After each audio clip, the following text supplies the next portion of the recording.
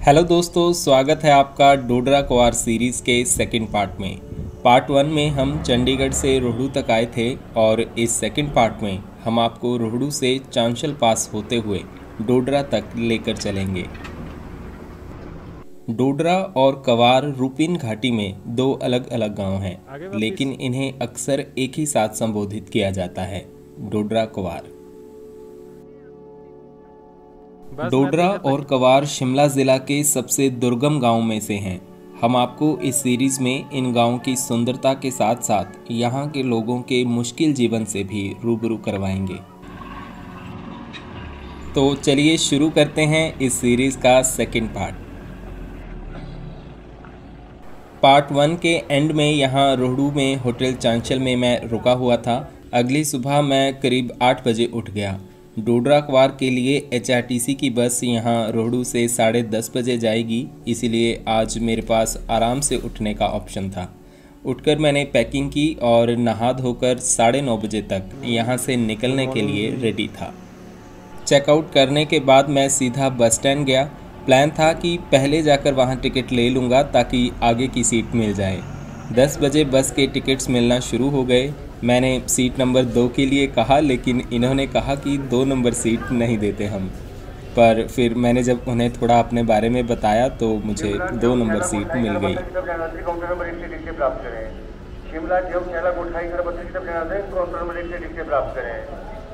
अभी बस यहाँ पर आई नहीं है तो मैं ऊपर कैंटीन में गया जो कि फर्स्ट फ्लोर पर थी, तो वहाँ मैंने ब्रेकफास्ट किया। ये कैंटीन काफ़ी स्पेशियस है और आप आराम से बैठकर यहाँ पर खाने का मज़ा ले सकते हैं। 10:30 हो गए हैं और ये बस के चलने का टाइम था, लेकिन अभी तक बस यहाँ पर आई ही नहीं है। मैंने दोबारा जाकर पूछा तो उन्होंने कहा कि बस थोड़ा लेट है, जब आएगी तब वो अनाउंस कर देंगे। थोड़ा नहीं, बस काफ़ी यानी 1 घंटा देरी से आई। ये एक ओल्ड टाटा बस है और ड्राइवर साहब इस तरफ टायर वगैरह चेक कर रहे हैं। बस के यहाँ आते ही सब पैसेंजर्स फटाफट बस में चढ़ गए, जो करीब 1 घंटे से बस का वेट कर रहे थे। बस ऑलमोस्ट फुल हो गई है।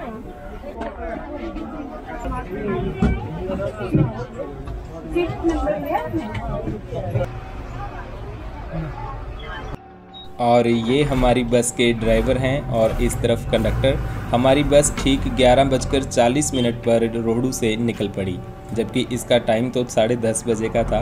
और ड्राइवर ने बताया कि हमारी बस दूसरे रूट पर गई थी तो वहाँ पर लेट हो गई थी। खैर, अब हम रोमांचकारी सफ़र पर निकल चुके हैं। देखते हैं हांगो और किलाड़ के मुकाबले ये रोड कितना खतरनाक है। यहाँ रोहड़ू में बहुत ट्रैफिक है आजकल। सब सड़कें भरी हुई हैं और बड़ी गाड़ियों को निकालना थोड़ा मुश्किल है। खैर, जैसे तैसे भीड़ को चीरते हुए हमारी बस रोहड़ू से बाहर निकल गई। ड्राइवर साहब ने अब रफ्तार पकड़ ली है और कंडक्टर जी टिकट्स काटने में व्यस्त हैं।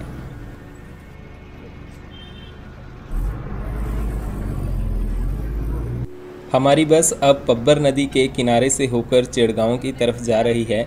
इस सड़क पर कुछ पॉइंट्स तंग हैं, जिसकी वजह से बड़े वाहनों को पास के लिए थोड़ी मशक्कत करनी पड़ती है।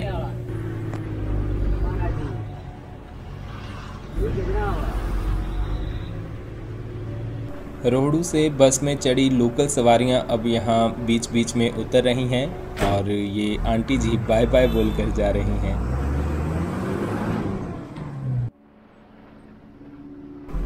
अब हम चिड़गांव पहुंचने वाले हैं और यहाँ भी सड़क पर धूल ही धूल उड़ रही है। रोहड़ू से चिड़गांव 15 किलोमीटर दूर है और इसमें करीब 1 घंटा लग गया। वैसे शायद नॉर्मल डेज़ में इतना टाइम नहीं लगता होगा, लेकिन जैसा मैंने बताया कि ट्रैफिक ही बहुत है, तब इतना टाइम लग गया। 12:30 बजे हम चिड़गांव पहुँचे। चिड़गांव भी इस एरिया का एक बड़ा टाउन है। मार्केट ठीक ठाक बड़ी है और ये भी एक अच्छा खासा ट्रेडिंग सेंटर है। हमारी बस चिड़गांव बस स्टैंड के अंदर जाकर रुकी। चिड़गांव में अच्छा बस स्टैंड बना हुआ है और यहाँ की ज़रूरत के अनुसार काफ़ी स्पेस है। यहाँ डोडरा कवार जाने वाली और बहुत सी सवारियाँ बस का वेट कर रही थी, तो अब बस खचाखच भर जाएगी।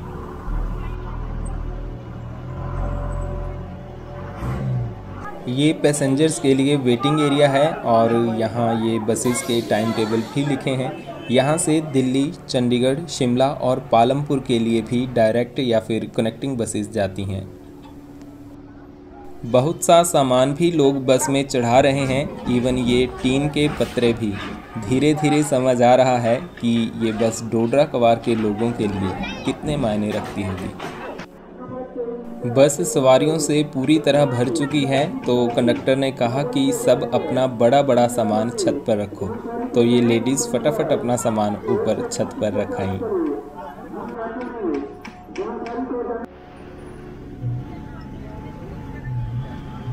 वैसे तो इस बस का यहाँ चिड़गांव से चलने का समय 12 बजे का है, मगर आज इसे यहाँ से निकलते हुए 1 बज गया। ये लोहे का पुल काफ़ी पुराना और तंग है, एक समय में इस पर एक ही वाहन गुजर पाता है।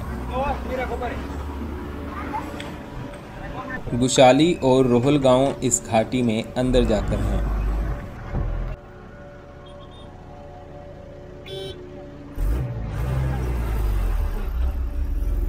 ये दोनों लेडीज़ एक सीट पर एडजस्ट हो गई हैं और गप्पे मारती हुई सफ़र का मज़ा ले रही हैं। इसके बाद हम पहुंचते हैं टिकरी नाला।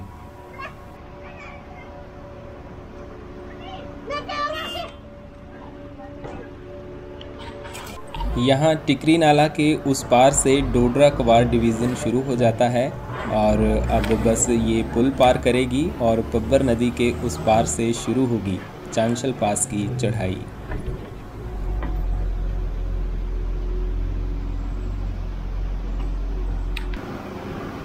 पुल पार करते ही चढ़ाई शुरू हो जाती है।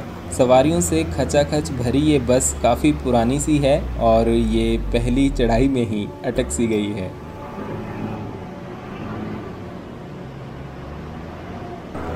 खैर, इस तीखे से मोड़ से मुड़कर बस आगे चली और अब ये रेत से भरा ट्रक हमारे आगे चल रहा है। इसको पास करना भी आसान नहीं है।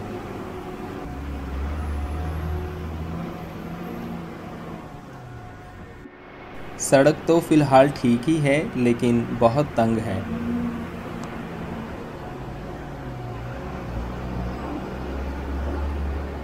जल्दी ही जगह मिल गई और ट्रक वाले ने बस को पास दे दिया।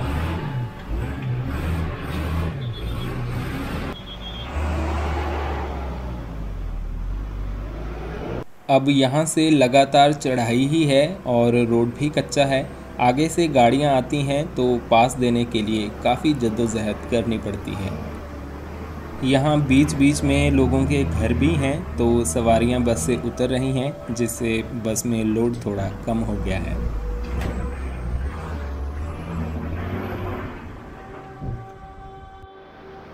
यहाँ सेब के बहुत से बगीचे हैं और सब पेड़ सेबों से भरे पड़े हैं।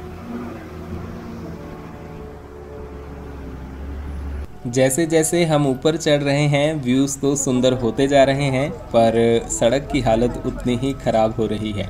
बस के लिए लगभग पूरा ही रास्ता है। ज़्यादा दिक्कत आगे से आ रही गाड़ियों को पास देने में हो रही है।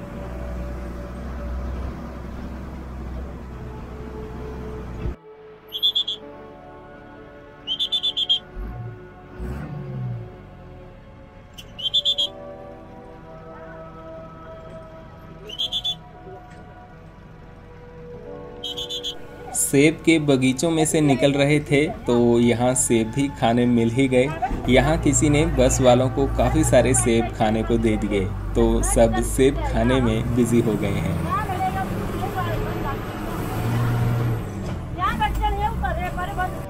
यहाँ ये शीलादेश गांव आता है और बस की काफ़ी सवारियाँ अब उतर गई हैं।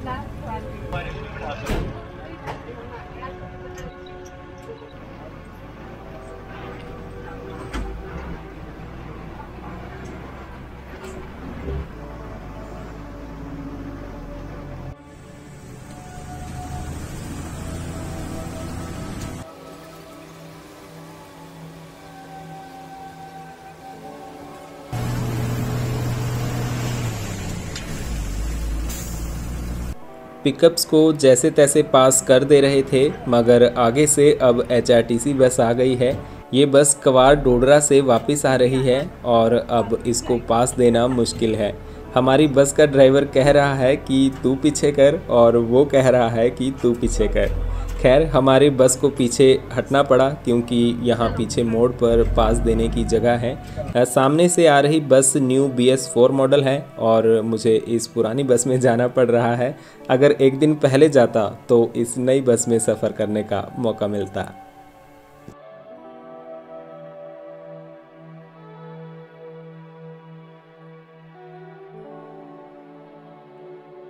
हमारी बस को काफ़ी पीछे हटना पड़ा और इस तरह इस मोड़ पर दूसरी बस को पास किया।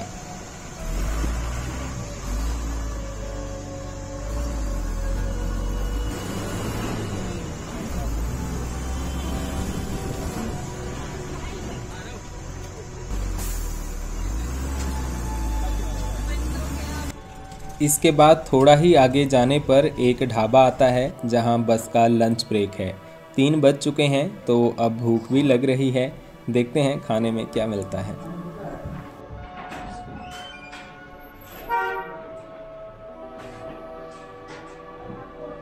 यहाँ 80 रुपीज़ में फुल डाइट मिलती है और खाने में राजमा, कड़ी, चावल, सब्ज़ी और चपाती थी।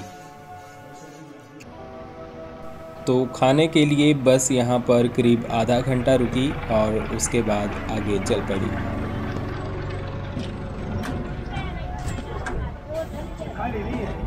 मैं चांशल पास तक पहले भी आ चुका हूँ और यहाँ इसी ढाबे पर हमने लंच किया था। उस वक्त भरी बरसात का मौसम था और जिस दिन हम आए थे तब बहुत बारिश थी। रोड की हालत तब इससे भी बदतर थी, तो तब हम डोडरा कवार नहीं जा सके थे और चांशल पास से ही वापस आ गए थे।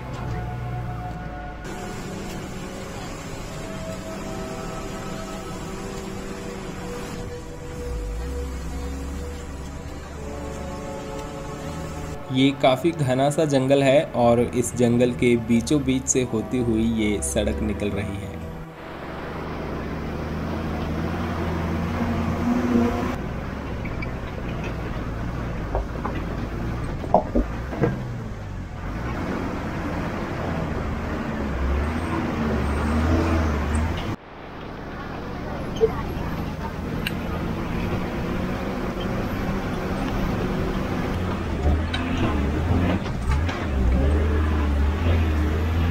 हम लरोट से काफ़ी ऊपर आ गए हैं और लरोट के बाद अगला गांव डोडरा ही आएगा, लेकिन इनके बीच में है चांशल पास।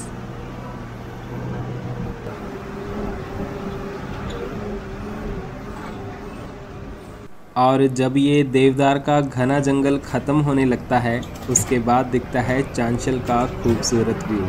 अब इन नज़ारों को मैं शब्दों में कैसे ही बयां करूं, आप खुद ही देख लीजिए। ये सामने बर्फ़ से ढकी पहाड़ियाँ बहुत ही सुंदर दिखाई दे रही हैं। चांशल घाटी की पहाड़ियों पर काफ़ी सारी लेक्स हैं। चंद्रनाहन लेक भी इन्हीं में से एक है जहाँ ट्रैक करके जाना पड़ता है।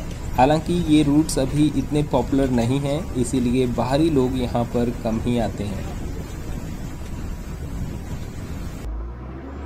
चांशल पास की ऊंचाई 3750 मीटर्स है। यहाँ काफ़ी बड़े बड़े ग्रासलैंड्स हैं और अभी इस वक्त यहाँ मौसम बहुत अच्छा है। रोहड़ू में तो काफ़ी गर्मी थी, मगर यहाँ 50 किलोमीटर्स के बाद मौसम पूरी तरह अलग है और काफ़ी ठंडा है। मगर हमें इस 50 किलोमीटर्स के लिए 5 घंटे लग गए।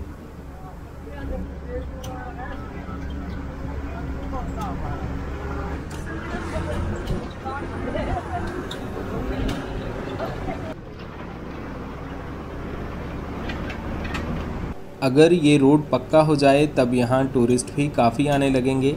अभी तो बाहर के लोग इस तरफ का रुख कम ही करते हैं। टूरिस्ट कम आते हैं, इसीलिए यहाँ पर टूरिस्ट एक्टिविटीज़ जैसे पैराग्लाइडिंग या दूसरे स्पोर्ट्स भी नहीं हैं।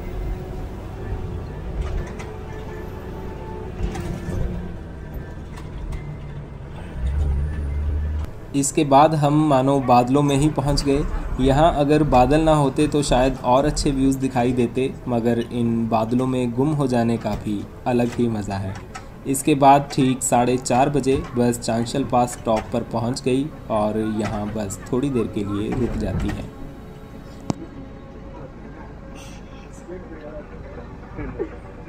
यहाँ पर धुंध के बीच से बंदूक लिए ये अंकल जी प्रकट हो गए। इन्हें आप कोई डाकू वगैरह मत समझना, ये गद्दी या चरावाहे हैं जो अपनी भेड़ बकरियों को यहाँ ऊंची चोटियों पर चराने के लिए लाते हैं और इनके पास ये लाइसेंस्ड गन्स होती हैं ताकि ये जंगली जानवरों से अपने भेड़ों की सुरक्षा कर सकें।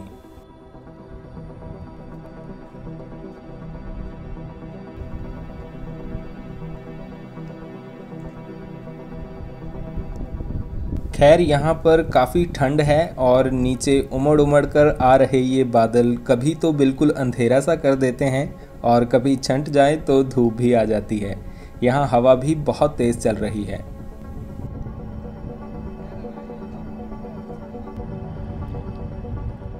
दस 15 मिनट यहाँ रुकने के बाद हमारी बस आगे चल पड़ी।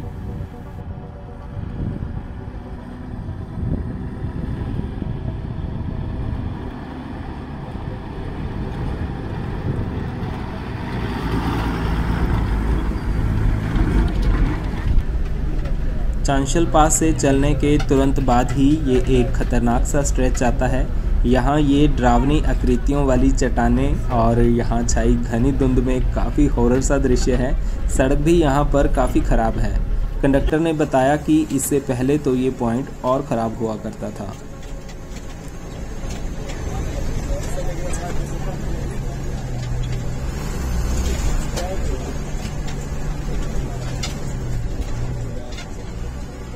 यहाँ सड़क एकदम कच्ची है और काफ़ी तंग है। डोडरा गांव अब यहाँ से करीब 20 किलोमीटर दूर है। अभी यहाँ पर बादल छाए हैं तो घाटी में ज़्यादा कुछ दिखाई नहीं दे रहा।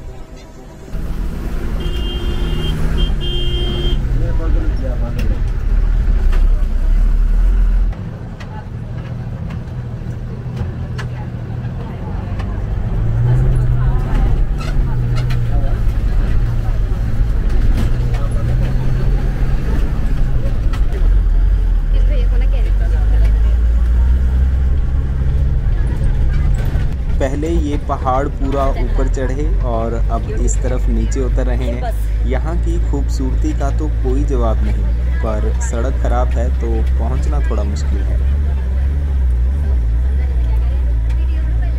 अब हम चांशल पास से थोड़ा नीचे आ गए हैं और हमें इन लूप से होते हुए अब लगातार नीचे उतरना है। ये उमड़ते हुए बादलों के बीच इस तरफ का दृश्य बहुत खूबसूरत है। चांशल पास से इस तरफ अब ये रुपिन घाटी है और रुपिन नदी इस घाटी के बीचों बीच से होकर बहती है। डोडरा गांव नदी के इस तरफ जबकि कवार गांव नदी के उस पार है।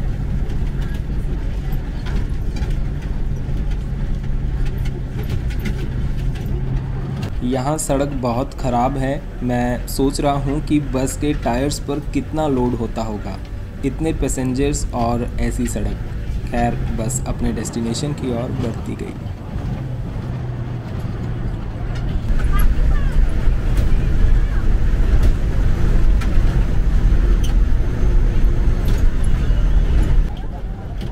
हाइट पर एज़ यूजुअल जंगल नहीं होते और खाली हरे भरे से पहाड़ होते हैं, मगर अब नीचे उतरने पर ये घना सा जंगल दिखाई दे रहा है। हमें ये जंगल क्रॉस करके जाना है।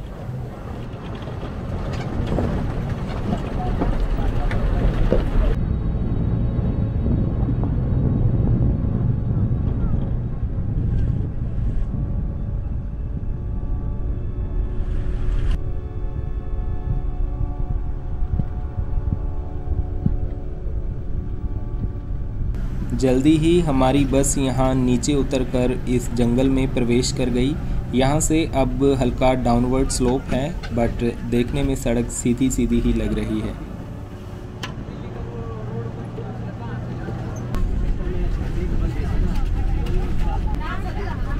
इस तरफ तो सूरज ढल गया है, मगर नदी के उस पार कवार वाली साइड चोटियों पर अभी सनसेट होता दिख रहा है और उन चोटियों पर बादल देखो कैसे डेरा डाले हुए हैं।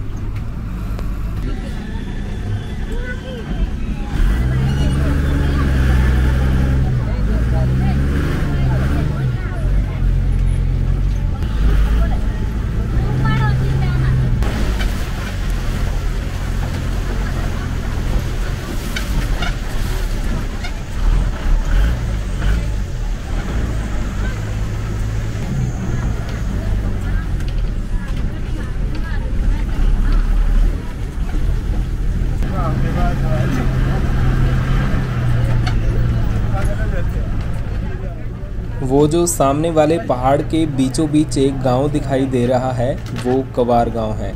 यहीं से देखने में लग रहा है कि वो एक काफ़ी बड़ा गांव है। मतलब शिमला और रोहड़ू जैसे बड़े टाउन से इतना अंदर आकर यहाँ घाटी में भी इतनी अच्छी खासी पॉपुलेशन रहती है। पहाड़ों की चोटियाँ तो बादलों से घिर गई हैं। काफ़ी खूबसूरत और सुकून भरा दृश्य है।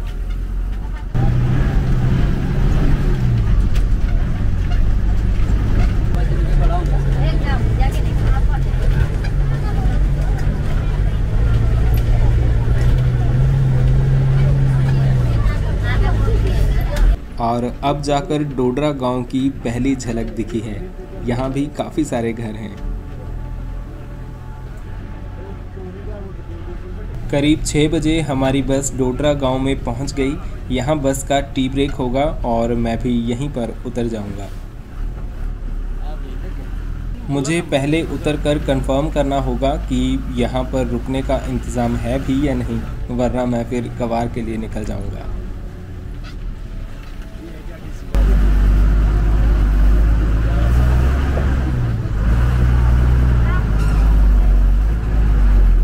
यहाँ इस नेगी भोजनालय में बस चाय के लिए रुकी है और बस कंडक्टर ने यहाँ ढाबे पर आंटी जी से मेरे ठहरने के बारे में बात की और उन्होंने कहा कि हाँ, आप यहाँ पर रुक सकते हैं। मैंने बस में से अपना सामान उतारा और यहाँ एक रूम में रख दिया है।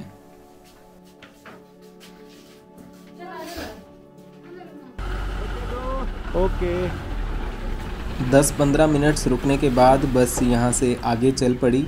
ऑलमोस्ट अंधेरा होने को है और बस को अभी ऐसे रास्तों पर कवार तक 22 किलोमीटर्स और जाना है।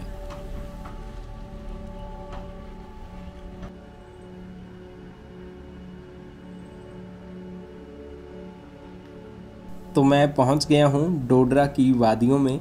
यहाँ पर काफ़ी शांत माहौल है।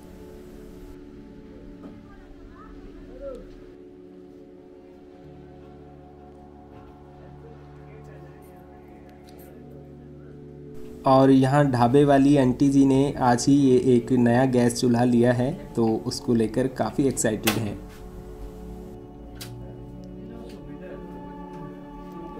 उस रूम में यहाँ आने जाने वाले यात्री शेयरिंग बेसिस पर रुक जाते हैं, मगर मैंने आंटी जी को कहा कि आपके पास कोई अलग रूम है तो मुझे वो दे दो। तो उन्होंने मुझे एक अलग रूम दे दिया। यहाँ पर ठंड काफ़ी है तो रूम में रजाई, कंबल वगैरह सब हैं।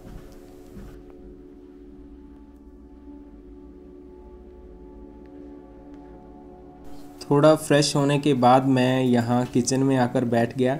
बाहर तो काफ़ी ठंड लग रही थी, मगर ये किचन काफ़ी कोजी है और यहाँ पर ये खाना पक रहा है। ये बड़ा सा ट्रेडिशनल चूल्हा है जिसमें एक साथ 2-3 बर्तन रखकर खाना पकाया जा सकता है।